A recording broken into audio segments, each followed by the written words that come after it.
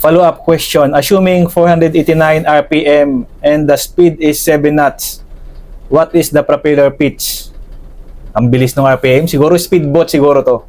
Sige, pagbigyan natin. Baka lumabas ito sa Marina Board exam mga idol, no? Na hahanapin yung propeller pitch. Okay?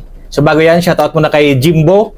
Shoutout kay Swen Cortez, no? Sa ating mga kabaro dyan. Ingat kayo palagi. Okay, yung gagamitin natin na formula. Engine speed is equal to RPM times pitch constant. Okay, so hanapin natin muna yung pitch constant. Pitch constant is equal to engine speed divided by RPM. So yung given natin, 7 knots or 7 nautical miles per hour divided by 489 RPM or revolution per minute.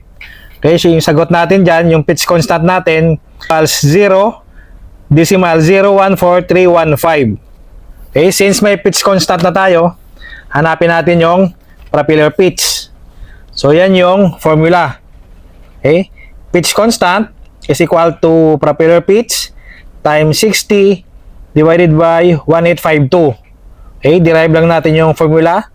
Hanapin natin yung propeller pitch is equal to pitch constant times 1852 divided by 60. 0.014,315 times 1852 divided by 60 equals 0.442 meter. Okay, yan yung propeller pitch natin. Okay, isang paraan sa pagkuha niyan, yung direct method. Ganun pa rin yung formula natin. Engine speed is equal to RPM times pitch constant. Engine speed is equal to RPM. So yung pitch constant natin na formula, ilagay na natin propeller pitch times 60 divided by 1852. Okay, so derive lang natin yung propeller pitch dahil yun yung hinahanap natin. Okay, so propeller pitch is equal to engine speed times 1852 divided by RPM times 60.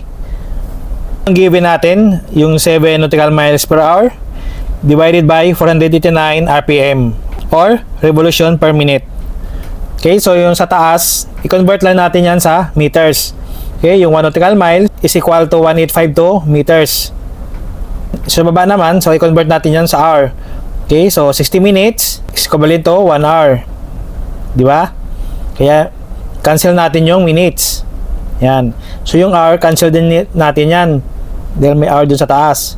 Tapos yung dito, nautical miles, cancel din natin yan. Yung natitirang unit, yung meters. Okay, so multiply na natin yan. 7 times 1852, 12,964 meters. 489 times 60, 29,340. Ang sagot natin, 0.442 meters. Okay, so same lang dito sa formula natin na long method. Okay? Kung saan yung gagamitin nyo, walang problema yan. Basta makuha nyo lang yung tamang sagot.